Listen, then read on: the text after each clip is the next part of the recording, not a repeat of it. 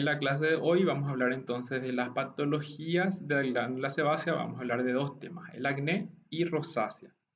Vamos a ver que la fisiopatología es un poco diferente con respecto a la rosácea. No es una patología de la glándula sebácea en sí, pero es un diagnóstico diferencial importante, así que por eso vamos a hablar un poquito sobre ella también. ¿Mm? Comenzamos entonces hablando del acné. Como dijimos hace rato, una patología de la glándula sebácea en realidad es una inflamación de la unidad pilosebácea. Y el primer punto que tenemos que recordarnos es que la glándula sebácea siempre está unida al pelo, ¿verdad? O sea, entonces la secreción sale a través del mismo orificio y por eso muchas veces se habla de unidad pilosebácea, ¿verdad? Con respecto a la causa, vamos a ver que en realidad hay una serie de pasos que se tienen que suceder para que se produzca el acné. Y eso también en parte va a determinar que algunas personas tengan una forma más leve y otros tengan una forma más severa, ¿verdad? Pero principalmente ahí dice una enfermedad genético-hormonal, ¿verdad? Eh,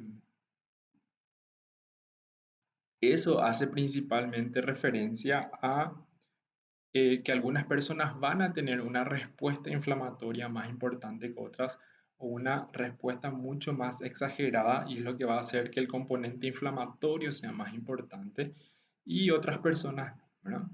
Todos vamos a ver que en realidad tienen una influencia hormonal, ¿verdad? Entonces no es normal o no es correcto que una persona que sufra de acné grave diga que es por una cuestión hormonal, aunque sí vamos a ver que algunas enfermedades o disturbios hormonales van a empeorar el cuadro, ¿verdad?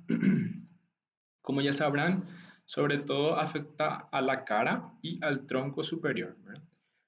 Con respecto a la epidemiología, como ya estuve mencionando, muy frecuente, sobre todo en la adolescencia, entre 70 y 87% de los adolescentes va a padecer eh, de la enfermedad y el rango etario dice ahí entre 11 y 25 años.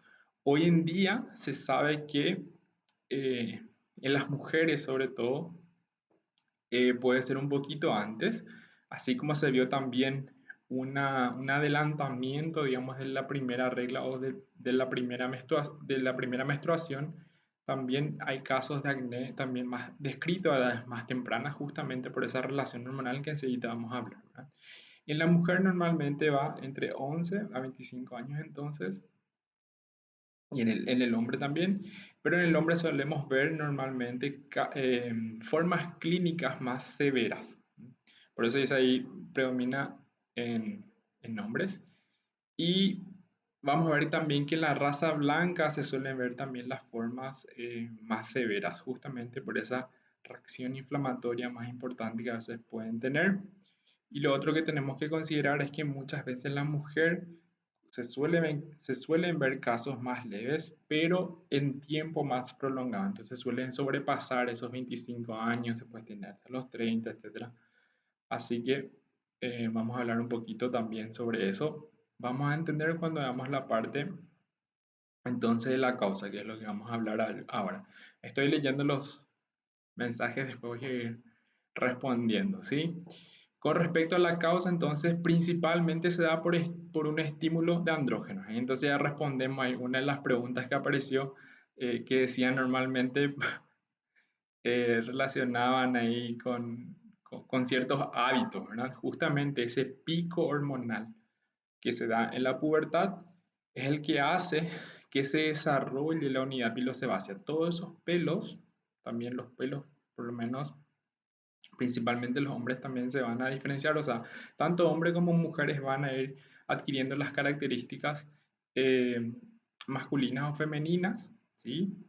Todos los caracteres sexuales. Y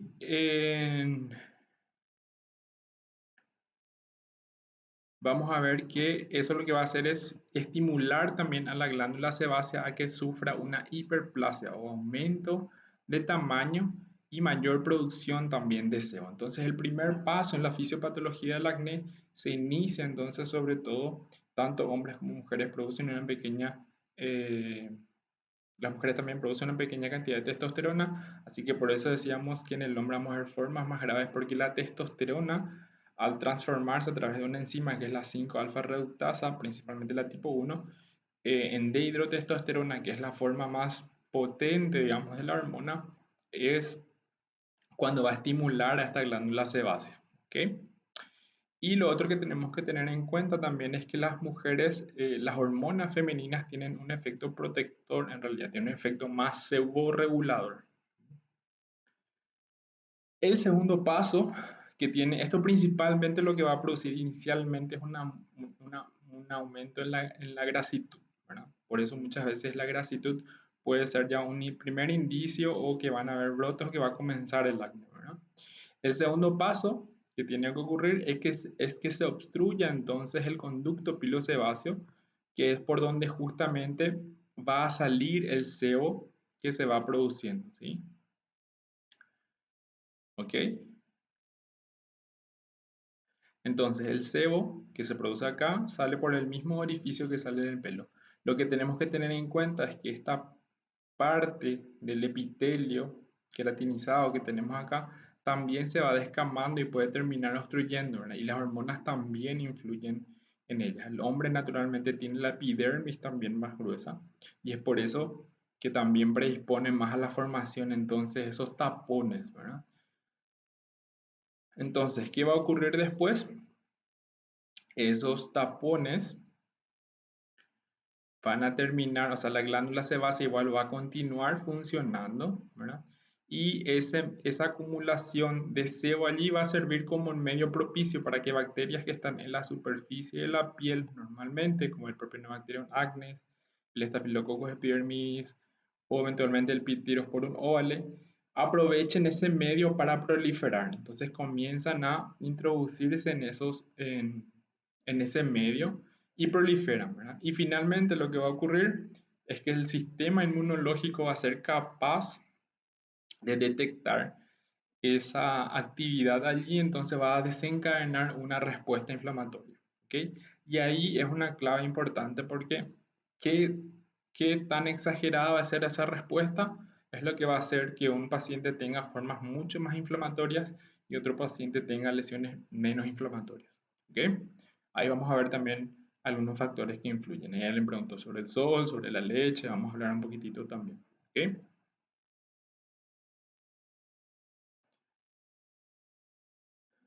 Para comprender un poquito mejor, entonces ahí tengo un videito Acne que is a vamos a skin mirar, ¿ok? disease consisting of Obviamente blemishes era that can un occur on your ejemplo free, face, así que hay una neck, frase acá, pero bueno, chest, no se fije. shoulders, Afecta and sobre todo back. entonces el tronco y el rostro. Acne is very common during the teen Y lo years, que quiero but it que can miren affect you during un adulthood as poquito well. es en esa fisiopatología, sobre To todo keep your esa hair and descamación skin que hay well en la epidermis, que es lubricated, un your poco body difícil a veces de depends on comprender, sebaceous pero glands, en which este sit video just under your les explico. skin. Entonces ahí tenemos la glándula These sebácea que va glands produciendo el secrete an sebo, oily que en substance realidad called es un sebum, material which coats your aceitoso, skin and grasoso, hair que to tiene la prevent función them de from salir por drying ese mismo out. orificio, Sebum recubrir travels el up pelo hair para formar una follicles película and out protectora through your y pores también formar onto the el manto surface of your skin. lipídico que tiene un Your efecto hair protector follicles en la routinely superficie. shed dead Pero skin cells, también tenemos which una sebum descamación carries ahí out que of se your ve en la body. epidermis. ¿Mm? When your Y en body algunos produces casos, extra esa sebum and dead skin descamación cells, excesiva they es can lo que stick va a hacer, together and va a clog your permitir pores, que se forme ahí justamente el resulting tapón, in ¿verdad? skin Entonces, una vez que se blemishes. forma el tapón, queda Then, atrapado bacteria el that sebo, normally ¿verdad? exist in small Y, amounts on your skin can flourish in the sebum in the clogged perdón, pore.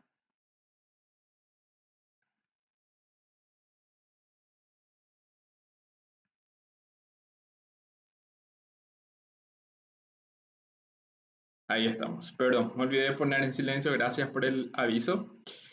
Eh, ok, comenzamos de nuevo. Entonces afecta sobre todo el rostro y el tronco, como estoy diciendo, lo que quiero. Vamos a ver de vuelta. No, no se preocupen, ¿sí? No me di cuenta, o sea, puse en silencio mi computadora, pero el video seguía con el audio. Así que para mí no estaba sonando. Bueno, lo que decía allí es, ahí en esa imagen vemos justamente cómo se produce el sebo que tiene la función de recubrir el pelo, ¿sí? formar una película que proteja el pelo y en la superficie formar el manto lipídico que también tiene un efecto protector en la superficie de la piel. Lo que hay que tener en cuenta es que también vamos a tener una descamación, una alteración justamente ahí del conducto por el que salen. Esta descamación es la que finalmente puede terminar produciendo entonces el tapón, ¿sí?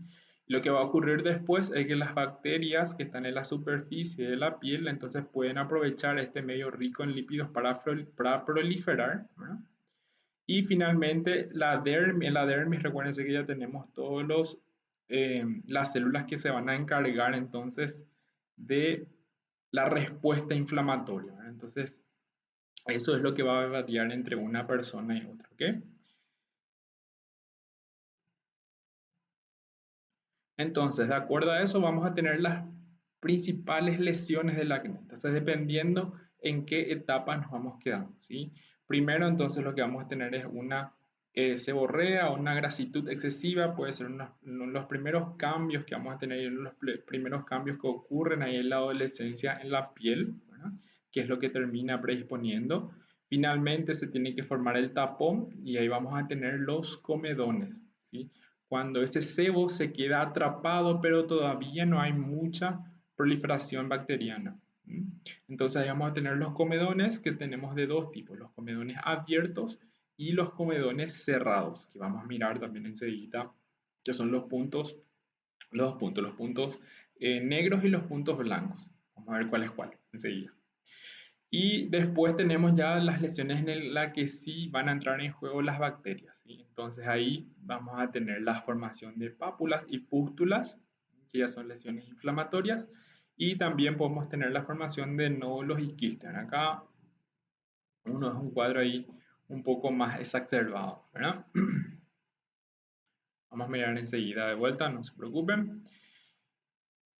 Ahí en este video, a ver, ahora sí, lo que muestra es justamente cómo se forman esas lesiones. Tenemos por la obstrucción justamente primero el comedón cerrado o punto blanco. En ese caso, lo que ocurre es que se forma el tapón, pero tenemos una pequeña capa ahí de células epidérmicas que recubre el tapón. Entonces, lo que ocurre es que este sebo que está atrapado no se oxida, entonces no se queda oscuro, ¿verdad? Porque ahí está otro mito que vamos a descartar, ¿verdad? No es que el punto negro, que es este que está ahí en la imagen, se forma por un depósito necesariamente de suciedad en el poro, ¿verdad? Que normalmente se dice o se vende de esa manera. En realidad lo que hace que el punto sea negro principalmente es la oxidación, entonces el tapón, ¿sí? Entonces esto sería el comedón abierto, entonces cuando no se forma esa camada de células ahí epidérmicas que no recubren al sebo, entonces eso se termina oscureciendo por la oxidación. ¿Okay? Obviamente que influyen algunos factores ambientales para que eso se oxide más o menos y sean más evidentes o no, ¿verdad?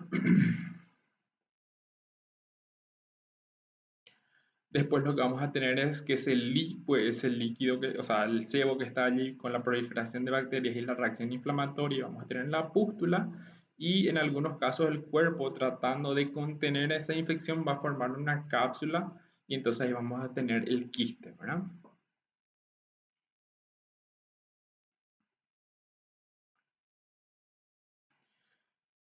Hablando ahí un poquito, vamos a aprovechar para responder las preguntas que se habían hecho, ¿verdad? Tenemos que tener en cuenta, además de esa fisiopatología que estuvimos hablando, que es común para todas las formas de acné, eh, tenemos que tener en cuenta otros factores como medicamentos. Algunos medicamentos pueden predisponer a la aparición entonces también de acné. Ahí entran corticoides, tantos tópicos como sistémicos, o sea, tanto lo que se coloca por la piel como lo que se toma pueden tener este efecto.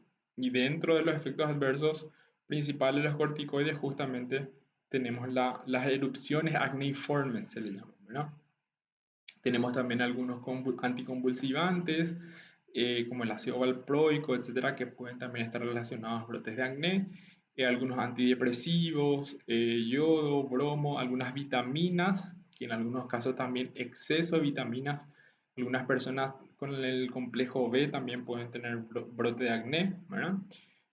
Hormonas, obviamente, si dijimos que justamente la hormona masculina es la que va estimulando a la glándula sebácea.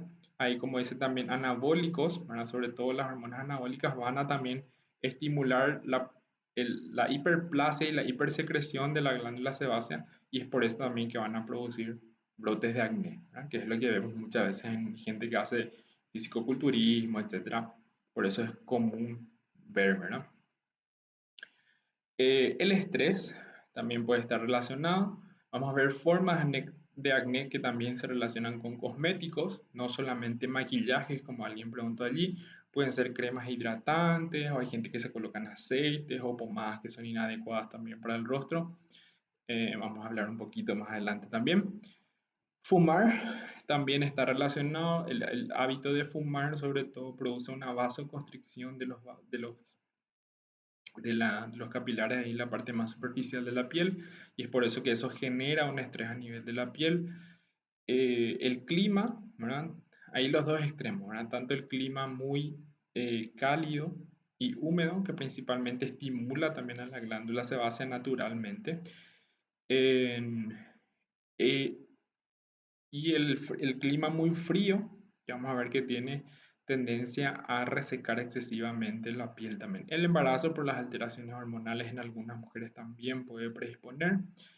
Tenemos algunos síndromes, sobre todo en la mujer, que es el síndrome ovario poliquístico, que justamente relaciona acné, obesidad e hipertricosis, o sea, aparición de muchos vellos donde normalmente la mujer no posee, ¿verdad? Que sería el sutismo en realidad, que estaría relacionado, ¿verdad? Ahí aprovechando para responder, dijeron algunas preguntas, si chocolate causa acné, si mayonesa causa acné.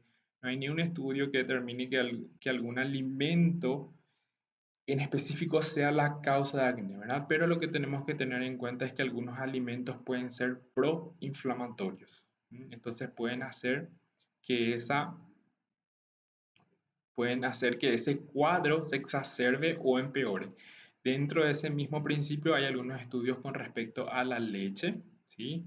Que puede predisponer, pero no hay nada conclusivo. O sea, algunas personas serían un poco más susceptibles con la ingesta, pero así también vamos a conocer personas que toman 10 litros de leche por día y no tienen cuadros de acné, ¿verdad? O sea, no es suficiente por eso como para decir que no, que tengan que evitar, ¿verdad? Yo normalmente, recuérdense, sobre todo son pacientes jóvenes, adolescentes, sí les sugiero que tengan una dieta equilibrada, y lo otro es que hay que tener en cuenta es que, y eso con respecto a los estudios científicos, es que muchas veces relacionamos con alimentos grasos, pero lo que sí hay más evidencia científica es que principalmente con los alimentos ricos en azúcares, ¿sí? O con hidratos de carbono, ¿verdad? Entonces producen un índice glicémico muy alto.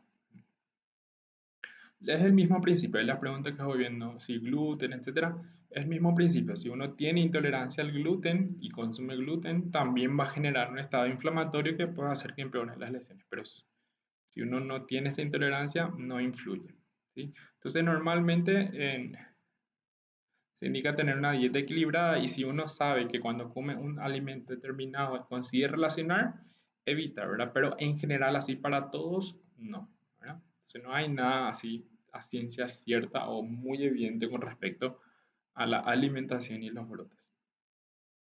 Ok, ahí respondimos ya unas cuantas preguntas, me parece, ¿verdad?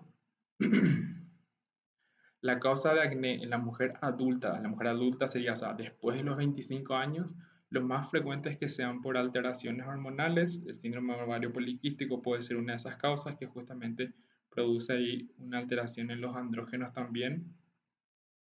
Eh, y también algunos anticonceptivos, ¿sí? Vamos a ver también que pueden predisponer. La mayoría, o sea, vamos a ver, algunos anticonceptivos inclusive se usan para el tratamiento, pero no todos. Y después vamos a pasar entonces a la forma clínica del acné. Ahí hablamos ya un poquito cómo se forma, por qué se forma y vamos a ver qué es lo que pasa entonces, ¿verdad? En la piel vamos a tener una erupción polimorfa, se refiere a que vamos a tener varias presentaciones, no van a ser solamente de un tipo y todas iguales. Entonces vamos a clasificar en dos grandes grupos. Vamos a tener las lesiones que son no inflamatorias, entonces ahí vamos a tener principalmente los puntos blancos, que son los comodones cerrados, y los puntos negros, que son los comodones abiertos. Eso cerrado abierto se refiere justamente a esa cuestión de la epidermis ahí que ya estuvimos mencionando, ¿verdad? Que permite la oxidación o no del sebo. Y las lesiones inflamatorias, vamos a tener las pápulas, las pústulas, los nódulos y quistes, ¿verdad?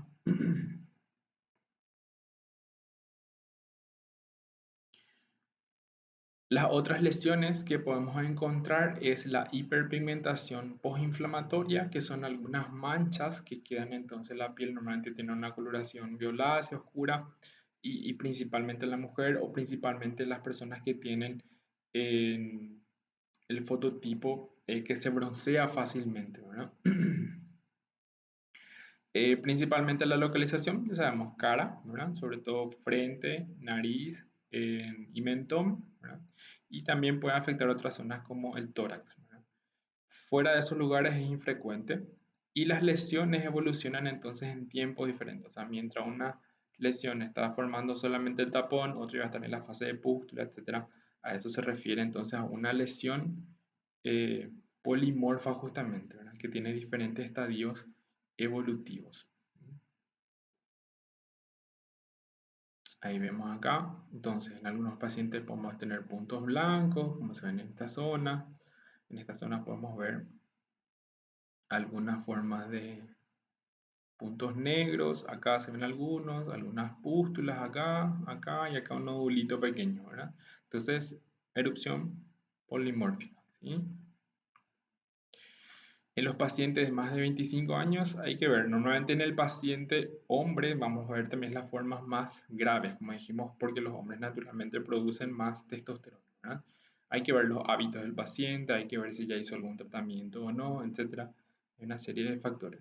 Recuérdense, es un pronóstico, una evolución en general, un promedio, no es que cumplí 25 años y ya no me tiene que salir acné tampoco, ¿verdad?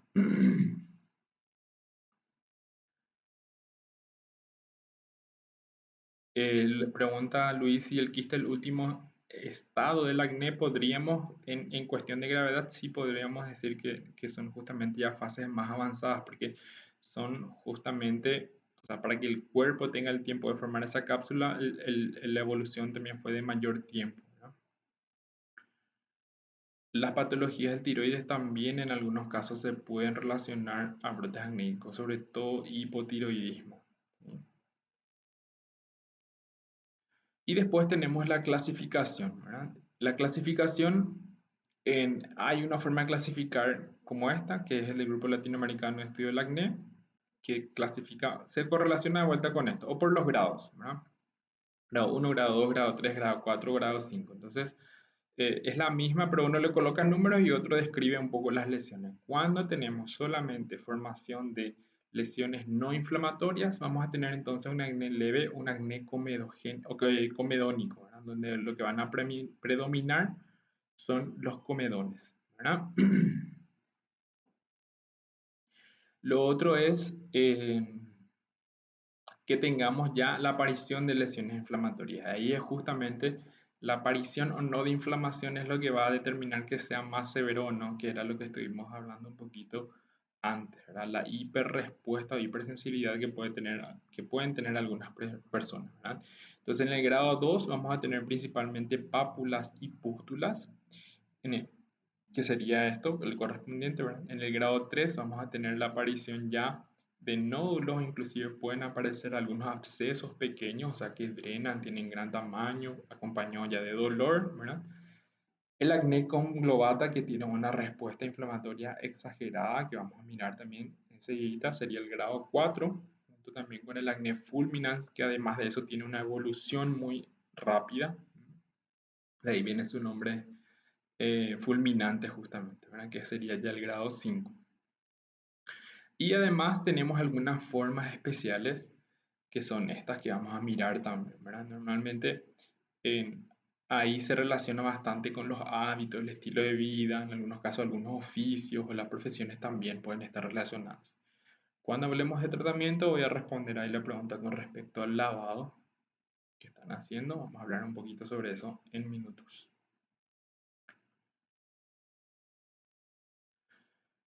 Bueno, y para quien nunca vio, entonces vamos a mirar algunas imágenes ahí para comprender un poquito las lesiones. Entonces lo que podemos tener en las formas más leves o en el acné comedónico, donde se forman comedones o grado 1, van a ser principalmente entonces puntos blancos, que son esos, recuerden, ahí se formó la pequeña capita de células epidérmicas, el sebo no se oxida, entonces queda con un color claro, pero al hacer una pequeña presión con una cureta o muchas veces manipulado por el paciente, entonces termina saliendo en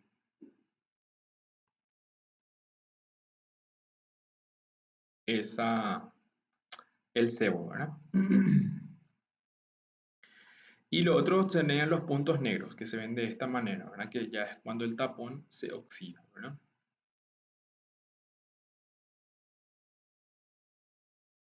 Acá tenemos ya entonces ya cuando aparecen las lesiones inflamatorias, ¿verdad? Tenemos enrojecimiento de la piel, muchas veces los pacientes pueden sentir que también la piel queda un poco caliente, ¿verdad? Y lo que van a aparecer entonces son las pústulas. A lo importante que alguien preguntó era justamente eh, sobre la foliculitis, ¿verdad? De hecho, la foliculitis es una inflamación de la unidad pilosebácea también, pero sobre todo del folículo piloso. En este caso es más que nada las glándulas sebáceas, pero están ahí casi prácticamente juntos. Entonces, sí, es un diagnóstico diferencial. Ahí nos va a orientar un poquito la edad, ¿verdad? Eh, sobre todo en la fase cuando son adultos hay que ver realmente si no se tratan de foliculitis a repetición y no ya de acné, ¿no? Que es lo que estuvimos hablando cuando hablamos de acné, el rasurado, etcétera, algunos factores también que están relacionados. ¿Sí? Cuando son adolescentes vamos a pensar principalmente en eh, acné, ¿verdad? No en foliculitis porque justamente los folículos pilosos inclusive no están todavía tan desarrollados. Ahí vemos otras imágenes también, entonces acá tenemos eh, unos comedones bien importantes, ¿verdad? Que serían los puntos negros. Y acá tenemos también los macrocomedones, también se les llaman así. Estos serían macrocomedones cerrados que se ven a simple vista, ¿verdad?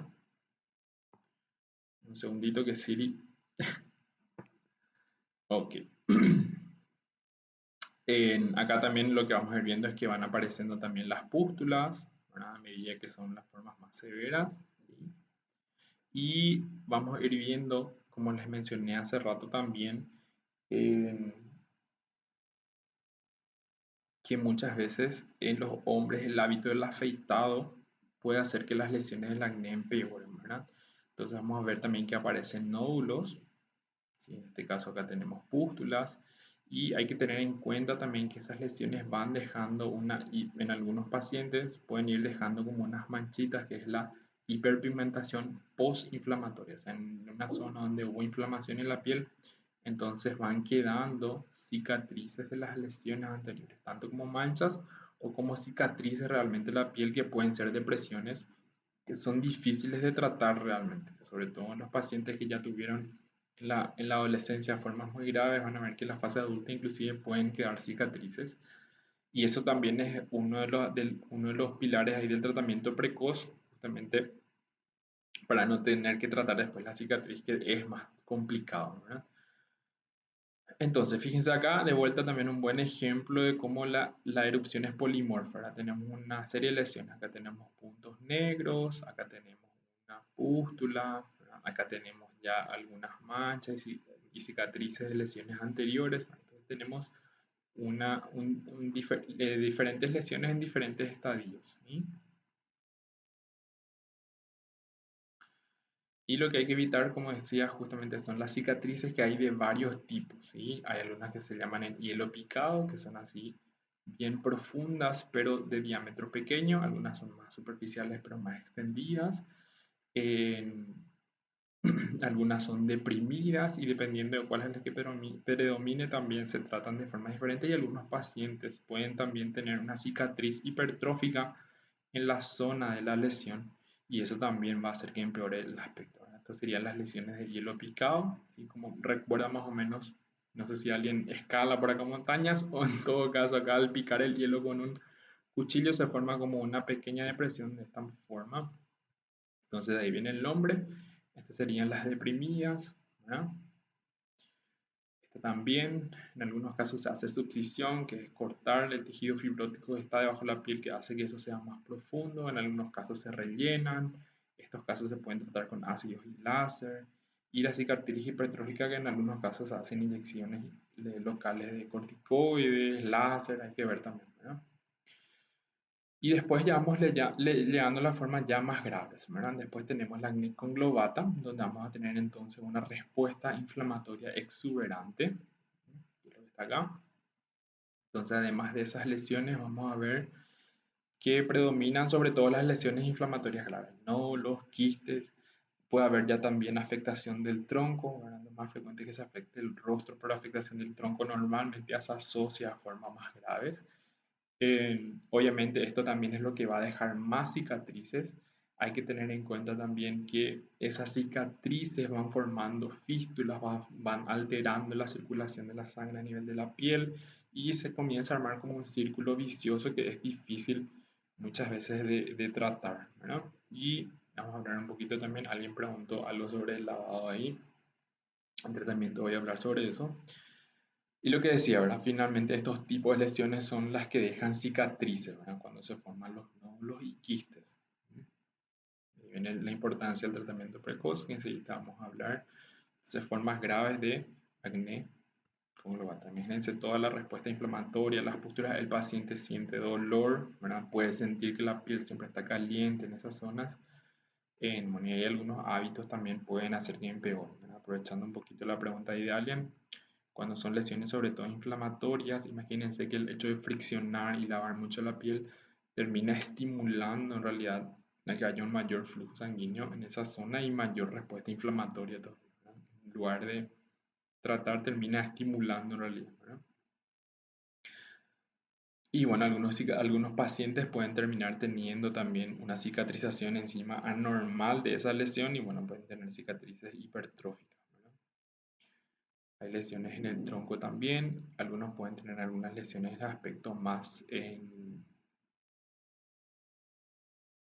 con necrosis realmente de la piel, ¿verdad?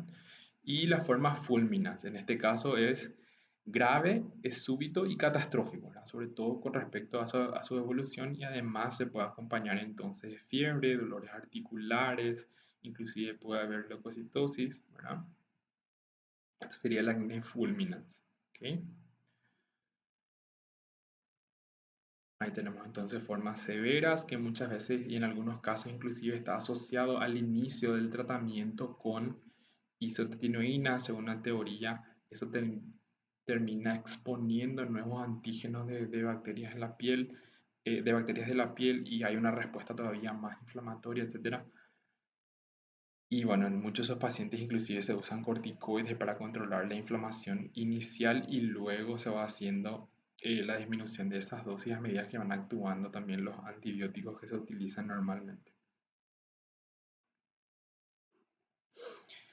Vamos a ver también que puede haber algo que se llama acné inverso, que hace parte normalmente de un síndrome que asocia justamente acné con cuadros de hidradenitis que ya estuvimos viendo cuando hay infecciones bacterianas en la piel. Recuérdense que hablamos también un poquito de predisposición genética, ahora algunas personas estarían más predispuestas a estas infecciones también y se pueden acompañar entonces de acné con hidradenitis, foliculitis disecante que suele ser sobre todo en el cuero cabelludo, eso puede terminar produciendo alopecia, la pérdida de pelo y el quiste pilonidal ahí en la zona interglútea justamente, ¿verdad?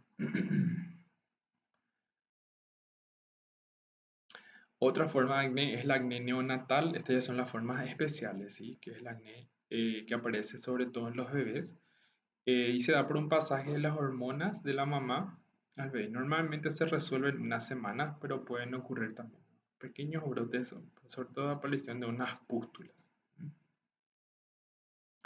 El acné infantil son algunos niños que también pueden tener, hay que relacionar un poquito los hábitos de higiene o productos que no son adecuados para niños que también pueden producir una respuesta inflamatoria en realidad. El acné esteroideo, tanto por el uso tópico como el uso sistémico, entonces también pueden hacer que hayan las erupciones acneiformes, ¿sí? O anabolizantes también, ¿verdad? El acné excoriado es el acné que se da sobre todo en algunas zonas donde el paciente manipula mucho el rostro. Entonces el paciente que fricciona o tiene algún tic o de estar siempre tocando alguna zona de la piel, imagínense que al pasar los dedos con mucha frecuencia, eh, primero eso estimula una hiperkeratosis. La piel va a tratar de engrosarse en esas zonas y lo que va a predisponer es justamente a la formación del tapón, justamente ese arrastre que vimos ahí en el videito también puede terminar predisponiendo a que se formen los tapones y la aparición del acné escoriado en esas zonas de fricción y manipulación de la piel. El acné cosmético, ya aprovechando y respondiendo una pregunta de las compañeras de ustedes que decía si el maquillaje causa acné y sí, puede producir y puede producir entonces el acné cosmético, ¿verdad? Sobre todo cuando son productos de baja calidad o de mala calidad o productos de buena calidad pero que están vencidos, ¿verdad? No fueron guardados correctamente o se manipularon y se contaminaron o a veces comparten, etcétera. Tener esos cuidados también. Esos productos también tienen una fecha de vencimiento, así que hay que tener todo eso en cuenta. Y los productos de calidad normalmente traen la inscripción que dicen que son no comedogénicos, justamente que no van a formar comedones, o sea, no van a tener un efecto oclusivo, no van a ayudar a predisponer a la formación de ese tapón que estuvimos viendo, ¿no?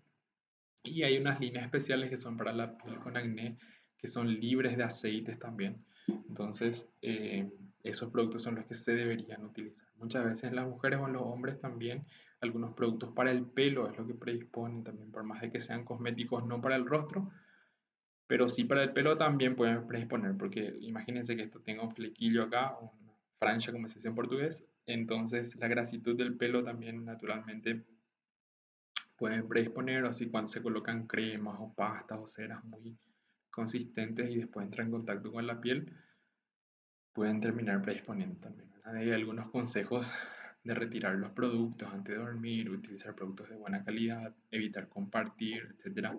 Son algunas medidas que se pueden tomar para evitar, ¿no? Entonces, el diagnóstico de la enfermedad es clínico, ¿verdad? Nunca habrán escuchado que alguien se tuvo que hacer un estudio específico para saber si tiene acné o no. Es evidentemente clínico, ¿verdad? Y lo que tenemos que diferenciar es un poquito de la rosácea, que vamos a mirar enseguida de qué se trata. De la foliculitis, que ya estuvimos hablando ahí, un factor importante es la edad. Normalmente la foliculitis vamos a ver más en adultos y no en adolescentes. En, en el caso de la foliculitis, normalmente también no predomina la formación, no hay formación de quistes, ¿verdad? Son principalmente pústulas que tienen un pelo central, ¿verdad? Y la evolución, ¿verdad? La foliculitis es más aguda, el acné es crónico, ¿verdad? Es un factor también que hay que tener en cuenta. Hay que tener ahí también interrogar un poquito los hábitos que el paciente tiene, sobre todo con la depilación, con los hábitos de higiene, etcétera, para ir orientando también que a veces pueden ser esos factores que predisponen, ¿verdad? Ciertos tipos de dermatitis. La pregunta de Andrea, justamente vamos a aclarar un poquito más eso cuando veamos dermatitis, porque si no va a ser un exceso de información y les voy a explicar un poquito de vuelta.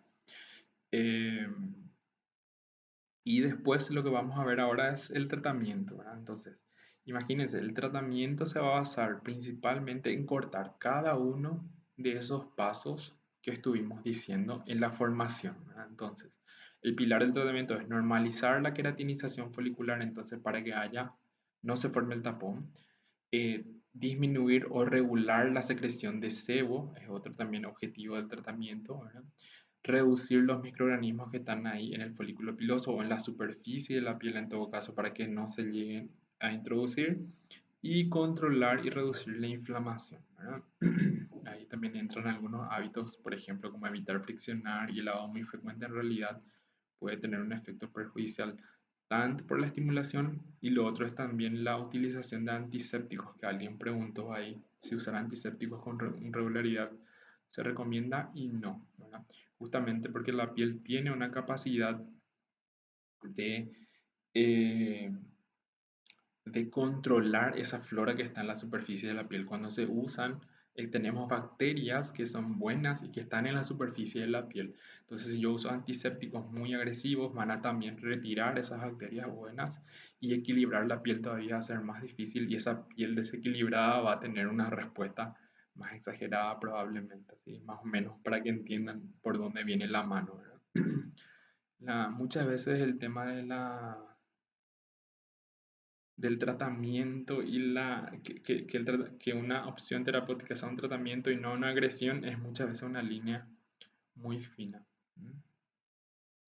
Entonces, el tratamiento no va a ser igual para todos, o sea, va a depender entonces del grado de acné. Cuando son formas más leves, cuando vamos a tener son sobre todo lesiones no inflamatorias y lesiones inflamatorias leves como pápulas y algún que otro nódulo, entonces vamos a optar principalmente por el tratamiento local, ¿verdad? Entonces, ahí lo que vamos a utilizar van a ser unas lociones o jabones, que ahí coloqué algunas imágenes de referencia que estoy seguro que más de la mitad de la clase habrá probado, visto, usado alguno de esos alguna vez. Así que tenemos sobre todo los jabones queratolíticos y las lociones, ¿verdad? En ese caso, esto lo que van a hacer es controlar la descamación de la epidermis. Entonces, de esa manera no se van a formar en- los, los tapones, ¿ok? Estaba leyendo la pregunta, ¿ok? Y eh, ahí tenemos principalmente al ácido salicílico. Todos los productos que vienen para acné normalmente se agrega ese componente, normalmente se usa el 2% cuando son lociones que vienen de esta manera. Una marca para tener una idea de que son referencia casi todos tienen la composición similar y pueden también venir en forma de jabones. Anteriormente, no sé si alguien utilizó alguna vez el jabón de azufre, se utilizaba bastante también, pero tiene el inconveniente que tiene un olor desagradable. Así que principalmente hay que tener cuidado con eso. Ahora, muchas veces algunos pacientes, y aprovechando ahí también, a veces utilizan de vuelta jabones muy agresivos que no se recomiendan porque terminan irritando más la piel, ¿verdad? De própolis puede tener un efecto calmante, se podría utilizar. Hay que tener cuidado con algunos jabones, como el de glicerina, que muchas veces la gente quiere usar, que en realidad puede producir un efecto rebote, ¿verdad? Un resecamiento. Ahí la pregunta de alguien también ya había visto en algún motivo que decía si lavar con demasiada frecuencia es perjudicial. Sí, normalmente se recomienda solamente 2 veces al día y con el jabón adecuado, ¿verdad? ¿Por qué?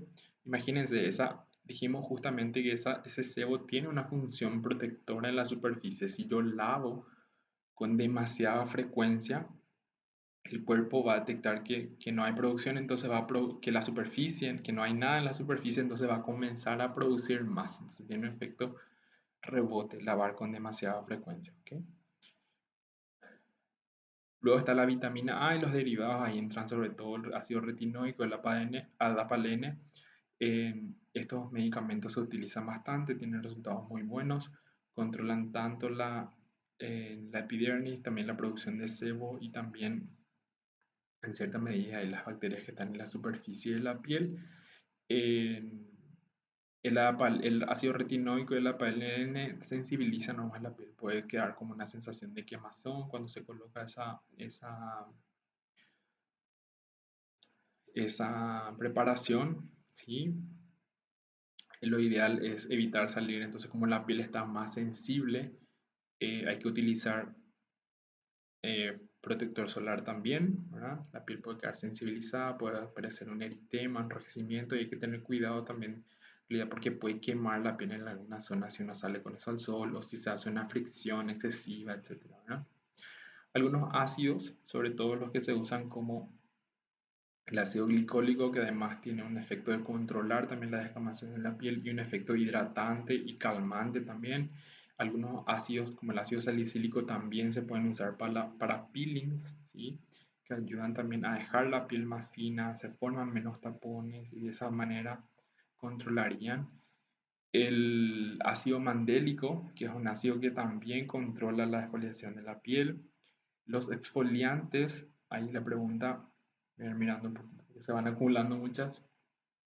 Con respecto a los exfoliantes, principalmente se recomienda cuando las lesiones no son inflamatorias, entonces ahí sí están recomendados. El agua termal se puede utilizar también como para acalmar la piel, ¿sí? Que es muy importante porque imagínense esa piel que está inflamada, está sensibilizada y muchas veces algunos productos también pueden ser alergénicos y empeorar el cuadro, ¿verdad? El ácido acelaico también se puede utilizar, ¿sí? Sobre todo el, el, o sea, no sé, la pregunta, ¿el ácido mandélico tiene menos fotosensibilidad? Es así, se dice que el ácido mandélico es el ácido más noble, ¿sí? El ácido que se usa con más tranquilidad es el que menos da inconvenientes, porque lo mismo, en algunas personas ese ácido, si tiene predisposición a la hiperpigmentación, entonces si se expone a la luz solar, después pueden terminar teniendo manchas también. De vuelta a lo que decía, la línea entre tratamiento y agresión es medio fina, así que es por eso que se van probando y se van subiendo por peldaños hasta que el médico también vaya conociendo la piel del paciente. Normalmente el jabón de barra o los que están disponibles en el mercado hoy en día depende mucho, ¿verdad? La mayoría, lo que ocurre es que el jabón en barra normalmente deja más residuos, y por eso es que se recomiendan en líquidos para el rostro. O sea, la gran mayoría de los jabones faciales hoy en día vienen en líquido normalmente porque permiten tener una fórmula más equilibrada, ¿sí? Hay otra pregunta que se me pasó, dice en qué consiste la crema secante y son cremas justamente que son seborreguladoras, entonces tienen principios activos que van a hacer o tienden a hacer que la piel produzca menos sebo. Entonces de ahí viene el nombre de secadora. Hoy en día los productos también tienen, más a tener el nombre de seborregulador.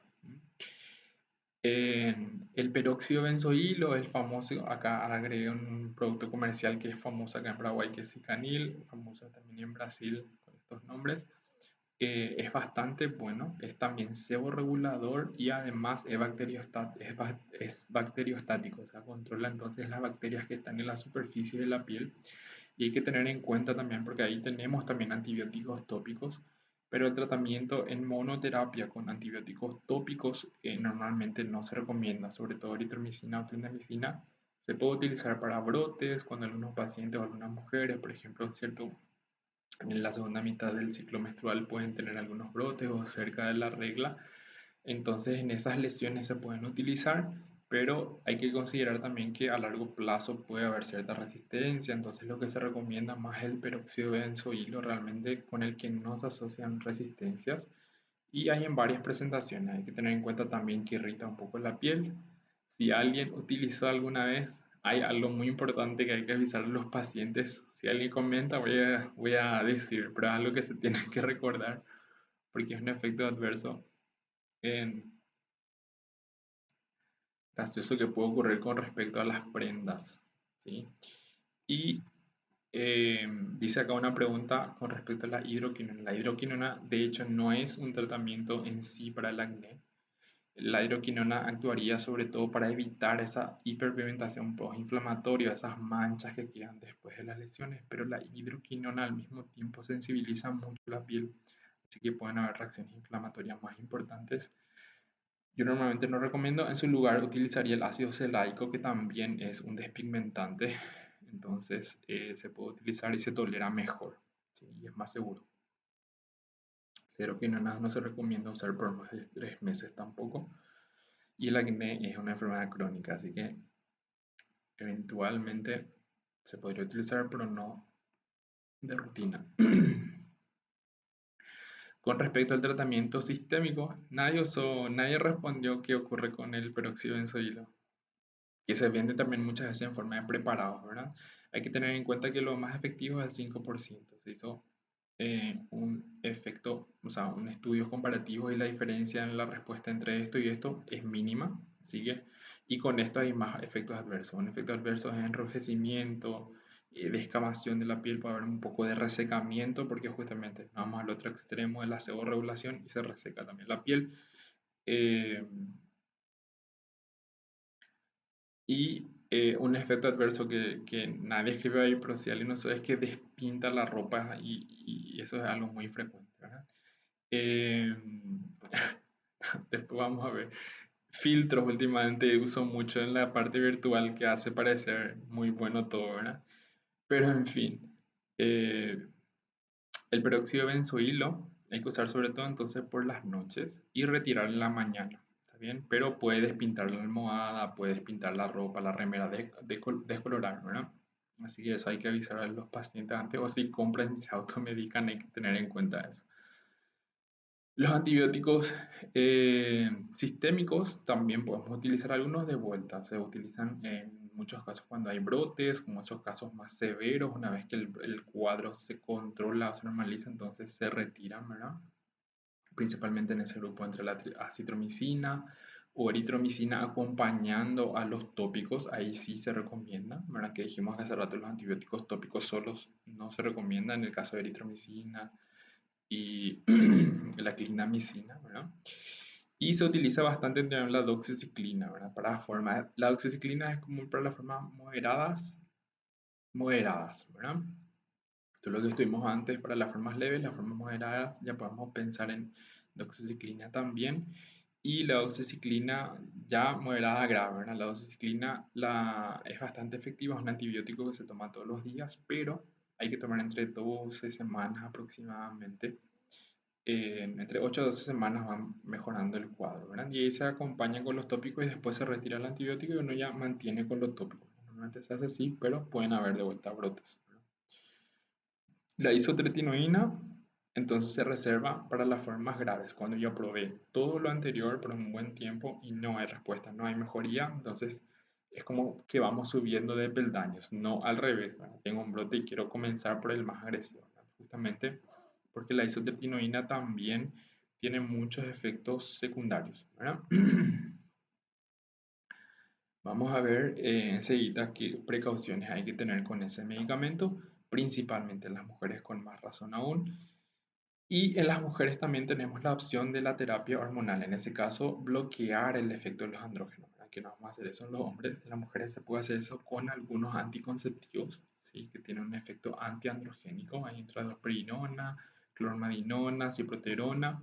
También se puede utilizar en algunas mujeres la espironolactona, que no es anticonceptivo, es un diurético, pero algunas dosis como entre 50 y 100 miligramos por día tiene un efecto antiandrogénico también y se usa inclusive en algunas mujeres que durante el periodo menstrual también tienen algunos brotes, hinchazón, entonces normalmente se utiliza de esa manera también, ¿no? Hay que tener en cuenta que no todos los anticonceptivos son buenos para el acné, algunos pueden hacer que empeoren, ¿no? Sobre todo cuando están más, cuando su composición es principalmente progesterona. Con respecto al tratamiento sistémico, entonces dijimos que vamos a hablar un poquito sobre la isotretinoína y como ya dijimos, vamos a reservar entonces para formas graves. ¿Por qué? Estoy seguro que en la clase siempre pregunto si alguien tomó alguna vez y siempre más de uno responde que sí, ¿no? Tiene unos cuantos efectos adversos, principalmente en la mujer hay que tener en cuenta que es un medicamento que es teratogénico, ¿sí? Entonces puede producir, traje un vaso de agua, malformaciones fetales, ¿verdad? Entonces es un medicamento que antes de iniciar la toma la mujer, un mes antes debe iniciar un anticonceptivo o establecer justamente con su médico o con su ginecólogo algún método anticonceptivo que vaya a utilizar y un mes después que haya iniciado, entonces inicia la toma de la isotretinoína, ¿verdad? Y la isotretinoína en realidad se calcula de acuerdo al peso del paciente, así que tampoco es la dosis que toma uno que le puede indicar al otro. En el hombre normalmente se usan dosis más elevadas también. Y bueno, se hace todo un chequeo previo, ¿verdad? Donde tenemos que tener también un perfil hepático, perfil lipídico, se pide también un perfil hormonal previo, entonces de acuerdo a cómo esté, se va calculando la dosis que se va a utilizar. Entonces puede tener un efecto hepático, o sea, es hepatotóxico. Además, puede producir hipertrigliceridemia en algunos pacientes y ese puede ser un motivo inclusive para suspender la toma del medicamento que se van haciendo chequeos cada 2 o 3 meses. Hay que avisar a los pacientes que estos medicamentos se toman por un buen tiempo, difícilmente se toman menos de 6 meses y en ese periodo se contraindica también la toma de alcohol, ¿sí? En el caso de las mujeres, bueno, ya estuvimos hablando de los anticonceptivos y bueno, muchas veces tienen que firmar inclusive un documento de que se informó, ¿verdad? Porque muchas veces puede ocurrir que, o sea, ya hubo casos de problemas legales con este medicamento que un médico indica y después la mujer se queda embarazada y refiere que el médico no le informó que ese medicamento podía ser teratogénico. Bueno, si eventualmente nace un bebé con malformación, entonces pueden haber problemas legales también allí. Hay que usar entonces con cuidado y para formas graves. Y además de eso también tiene efectos adversos, dolor de cabeza, fotosensibilidad, resecamiento de las mucosas que se ven casi 90% de los pacientes que toman, ¿verdad? En sangrado nasal, fotofobia, etcétera, ¿verdad? La isotretinoína es un derivado en realidad, ¿verdad? No es lo mismo. La tretinoína se usa bastante también de forma tópica en realidad y es diferente, ¿sí? Es más bien, está más aproximado a la vitamina A, ¿sí?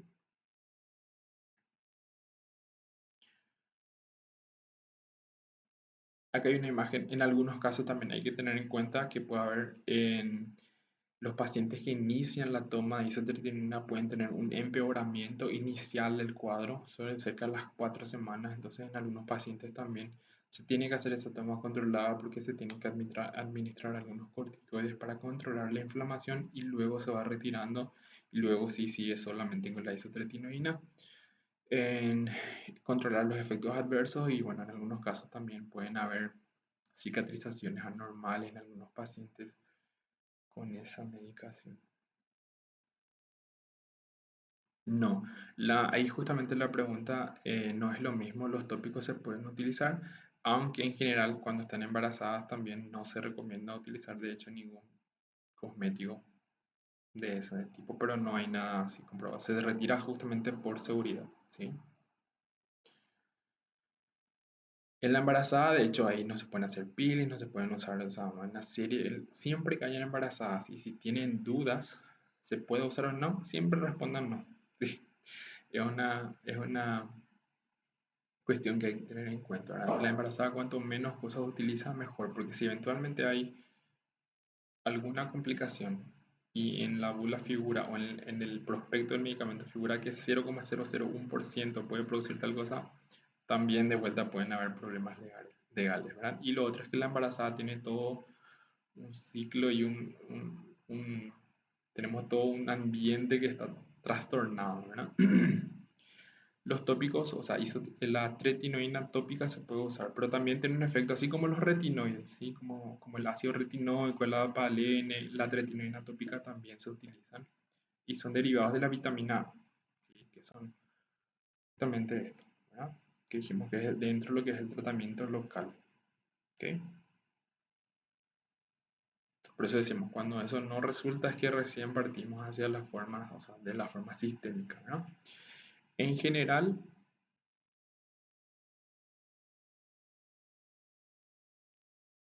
la pregunta de Casio es, no, que yo sepa, no hay casos así de efectos adversos que se mantengan por mucho tiempo. Normalmente si bueno, se mantienen antes decía un año, después bajó a 6 meses y últimamente se dice en 3 meses. Y eso también influía, justamente hablando un poquito y de paso que me hace recordar, las mujeres que suspenden la toma, ¿verdad? Entonces en esos casos tampoco se pueden embarazar antes de 3 meses de haber suspendido la toma de Rocutan. Y normalmente después al suspender la toma ya no se ven los efectos adversos. Y normalmente con el tiempo algunos también se van controlando, como el resecamiento de las mucosas, etcétera. Es un poco menos con el tiempo. ¿Sí?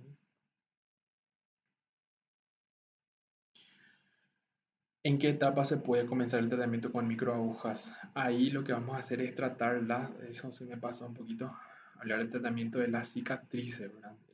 En el caso de las cicatrices lo que necesitamos primero es que el acné esté estable, ¿sí? O sea, no se puede hacer tratamiento con microagujas cuando tenemos pústulas allí. Imaginen, entonces las agujas van a afectar ahí las pústulas, lo que vamos a hacer es diseminar más esas bacterias que están allí, así que el criterio es que no haya acné activo, ¿sí?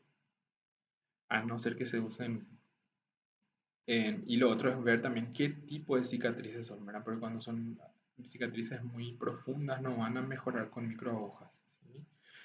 Hay que utilizar láser, subcisión, etcétera, ¿sí? Alguien le preguntó también sobre los peelings. Los peelings sí se pueden utilizar en algunos casos cuando hay formas leves o cuando el acné todavía está activo, ¿sí? Porque algunos ácidos tienen un efecto antiinflamatorio, el ácido salicílico tiene un efecto antiséptico también. Así que se pueden utilizar, pero hay que tener cuidado con el tipo de piel del paciente porque, bueno, no sé si alguien se hizo alguna vez, son unos ácidos se colocan en el rostro y uno espera unos 5 a 10 minutos.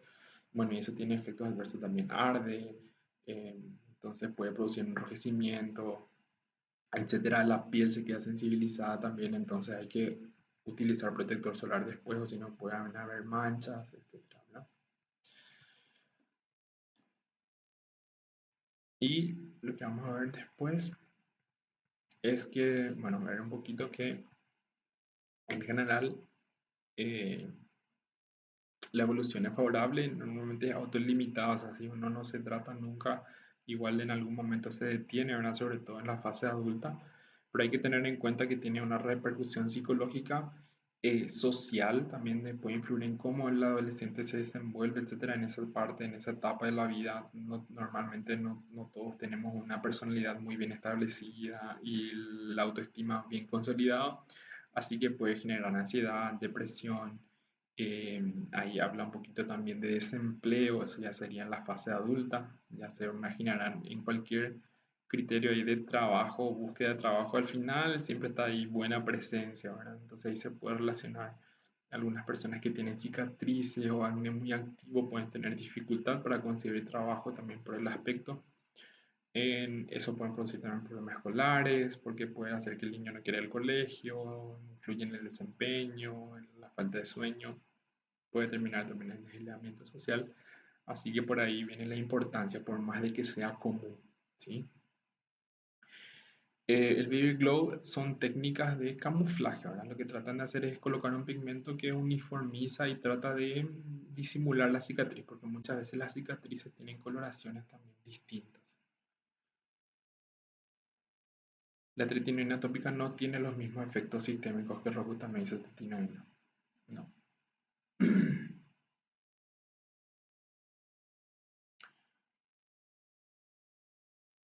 Y después lo que vamos a ver un poquitito es rosácea, rapidito para terminar, que me estoy quedando sin voz. Y porque es un diagnóstico diferencial. En realidad la rosácea tal vez es muy común y últimamente ha aumentado también con los años. Es una enfermedad en realidad inflamatoria, sobre todo vascular, ¿sí? Entonces en esos pacientes, sobre todo que son mujeres entre 30 y 60 años que tienen el fototipo muy claro, lo que va a ocurrir es una vasodilatación cutánea, entonces tiene un enrojecimiento de la piel, ¿verdad? Y uno puede decir, ¿por qué uno consulta? Pero en algunos casos siente que la piel está roja todo el tiempo, inclusive pueden sentir que está caliente y termina siendo incómodo para esos pacientes también, ¿verdad? Dentro de lo que es la causa, no se sabe, ¿verdad? Entonces vamos a ver, se sabe que hay una predisposición genética, si hay antecedentes familiares hay mayor predisposición de desarrollar, ¿verdad?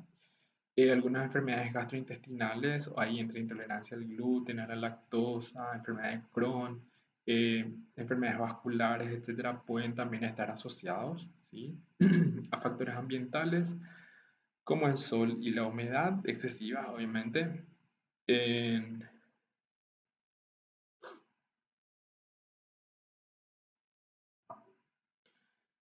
las sustancias químicas, en algunos casos los alimentos, en algunos pacientes que tienen una rosácea muy exacerbada, hasta el vapor del alimento muy caliente, puede hacer que tengan los cuadros también. El alcohol, sobre todo en asiáticos, también puede ser un factor desencadenante.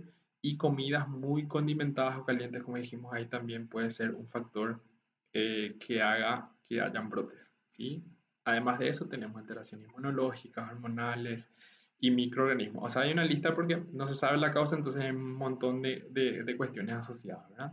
Hay un ácaro allí que es el Demodex folliculorum, que un ácaro que también suele estar en la superficie de la piel. Entonces, en teoría, estas personas tendrían una respuesta excesiva a ese ácaro, entonces eso es lo que produce también ese enrojecimiento, ¿verdad? Pero también se hizo el raspado cutáneo en personas con, sin rosácea y también se encuentra el ácaro, o sea, no es el ácaro la cuestión.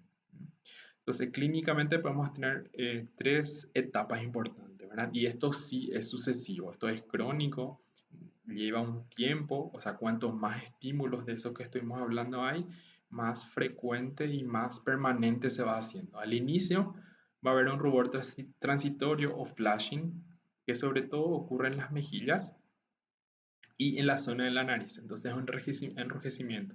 Hace mucho calor y el paciente queda con el rostro muy rojo, o hace mucho frío, el viento seco también pueden predisponer.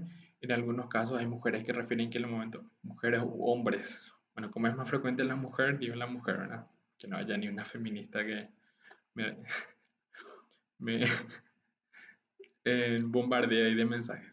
Eh, entonces el vapor de la comida también puede hacer que desencadena entonces este enrojecimiento más importante en la zona de las mejillas y la nariz principalmente, ¿verdad?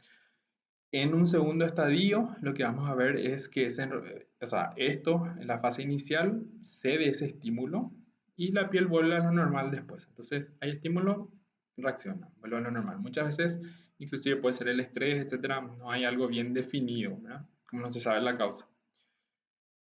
En una segunda etapa, lo que vamos a ver es que ya hay un rubor intenso, pero ese rubor ya no desaparece, o sea, siempre queda esa coloración roja en el rostro, ¿verdad? En la zona ahí de las mejillas, de la nariz también. Y en una tercera etapa, en una tercera forma también podemos tener eh, la aparición de pápulas y pústulas, y lo que se van a formar van a ser principalmente telangiectasias, que son esos vasos más superficiales y se ven a través de la piel, ¿sí? Entonces, para diferenciar del acné, vamos a ver que en estos casos justamente no hay comedones, solamente aparecen algunas pústulas y eso es lo que nos permite diferenciar el acné, y es por eso que esto entra también como diagnóstico diferencial de acné, ¿verdad? En algunos casos la rosácea puede hacer la aparición o producir la aparición de pústulas, ¿verdad? Y la rosácea es lo mismo, una piel muy sensible. La fricción excesiva, a esos pacientes tampoco se pueden hacer exfoliación, por ejemplo.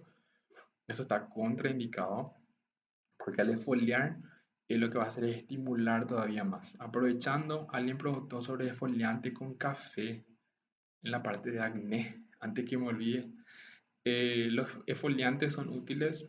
En realidad no es el café lo más importante, ¿verdad? En una teoría que el café sería como estimular la circulación, etcétera. Pero en realidad son los granitos. Los granitos terminan funcionando como una exfoliación química, así como se puede hacer con azúcar, con sal, que se mezclan con miel y se friccionan, ¿verdad? Pero de vuelta hay que tener cuidado, no tiene que ser demasiado frecuente, como máximo se recomienda 2 exfoliaciones semanales. Eh, y sobre todo nos va a ayudar para las formas no inflamatorias. Si está inflamado, no hay que hacer exfoliación, ¿verdad? Ahí la pregunta de Luciano dice justamente cómo diferenciar del lupus, y por eso vamos a ver que el lupus es un diagnóstico diferencial porque puede simular justamente el eritema malar, ¿verdad? Principalmente va a ser ahí la historia tal vez, ¿verdad? Pero es un diagnóstico diferencial y es normal que se confundan, ¿verdad? Pero lo que hay que tener en cuenta también es que los pacientes normalmente tienen solamente alteración cutánea, ¿verdad? Y no van a tener ninguno otro de los otros síntomas. Recuérdense que el lupus tiene una lista de 13 síntomas más o menos, y para hacer el diagnóstico que tenemos que encontrar, además de los hallazgos cutáneos, tenemos que encontrar las alteraciones laboratoriales, etcétera también, ¿verdad? Entonces, esto tal vez es lo que nos va a orientar, pero sí, es correcto pensar. En las formas iniciales, lo que no va a ir a favor del lupus es que aparece y desaparece, ¿verdad? Sobre todo en esta segunda etapa, sí podría entonces confundirse con lupus, y muy bien, es un diagnóstico diferencial. Entonces, en la tercera etapa lo que vamos a tener ya principalmente lesiones entonces permanentes o ese enrojecimiento permanente, porque hay telangiectasia, formación de vasos. Imagínense que esos vasos se dilatan, se dilatan, se contraen todo el tiempo. En algún momento ya se queda dilatado y se ve a través de la piel, ¿verdad? Acá también tenemos entonces otro eritema justamente ahí de la rosácea, aunque no es tan frecuente en hombres, es más frecuente en la mujer. Y acá tenemos las reacciones que pueden simular ahí entonces brote de acné. En algunos casos en realidad puede ser en rosácea, ¿ok?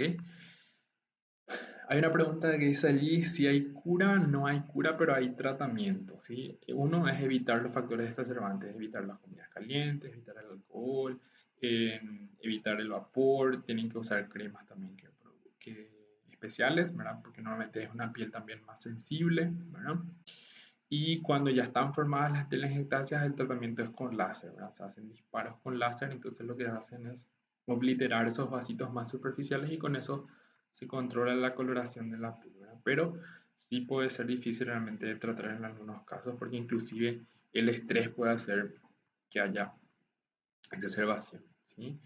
Y cuando afecta a los hombres, además, y por eso entra dentro de este módulo, en la zona de la nariz puede producir una hipertrofia de las glándulas sebáceas y es una hipertrofia importante. Entonces, los pacientes hombres inicialmente comienzan con enrojecimiento frecuente en la nariz y después con el tiempo van produciendo alteraciones y terminan desarrollando lo que se llama rinofima, que es entonces por una hiperplasia de las glándulas sebáceas, que se ve principalmente en hombres que sufren de rosácea, pero de vuelta, la rosácea también no es lo más, es más frecuente en mujeres, ¿sí? Así que para ver también. Si colocan en internet van a ver más imágenes más dramáticas todavía. ¿Verdad? Lo mismo, se usa para tratar, se usa cirugía, láser CO2 hoy en día, así como para las cicatrices de acné también. ¿Sí? El diagnóstico es clínico, normalmente no se utiliza ninguna prueba complementaria, no sé, en algunos casos para buscar el ácaro, etcétera, para buscar y hacer el tratamiento con tópico. En Hoy se usa también ivermectina en gel, también se usa justamente para controlar el ácaro, ¿verdad? El diagnóstico diferencial, el acné que ya estuvimos viendo, la dermatitis seborreica que vamos a ver un poquito más adelante, ¿sí? Que hay en esos pacientes es una piel sensible que el propio el sebo que producen le genera como una respuesta inflamatoria, ¿verdad? Es como sensible al propio sebo que produce, ¿sí? Y el lupus que ya estuvimos hablando, ¿verdad? La telangiectasia es característico de la rosácea en la fase 3, ¿sí? Solamente en esa etapa justamente vamos a tener la aparición de telangiectasia, ¿verdad? O sea, sí, sobre todo cuando se mira con el dermatoscopio vamos a ver la telangiectasia, ¿no? Que son estos vasitos. Eso no quiere decir que alguien que tiene telangiectasia necesariamente tenga rosácea, ¿verdad? Pero normalmente tenemos la combinación de que la telangiectasia también aparece en piel, en fototipos claros, ¿verdad? Y con la edad. Pero el fotodaño solar también es un factor que predispone a la aparición de telangiectasias. Ahí aprovechando un poquito, alguien había preguntado el acné, me voy recordando las preguntas en acné sobre el sol, ¿verdad? Si el sol mejora las lecciones de acné, una pequeña cantidad y controlada puede mejorar inicialmente, pero a largo plazo no, puede hacer que inclusive empeore. Entonces normalmente no se recomienda tampoco. Por eso se recomienda siempre usar protector solar para la piel acnéica también, ¿sí? Tanto por esa cuestión y para evitar las manchas. En- con respecto al tratamiento entonces de la rosácea es importante evitar los factores agravantes, ¿sí? Y se va a hacer el tratamiento local con metronidazol, eritromicina, etcétera, sobre todo cuando hay lesiones pustulosas, ¿sí? El tratamiento sistémico se puede hacer cuando hay brotes importantes que no se controlan también con los tópicos. En algunos casos también se puede utilizar la isotretinoína, pero se usa a dosis más bajas que la del acné. Y para las telangiectasias, como les mencioné, se usa láser y para rinofima cirugía, criocirugía, que sería con enfriamiento. Hoy en día también se usa láser para mejorar ahí la superficie de la piel.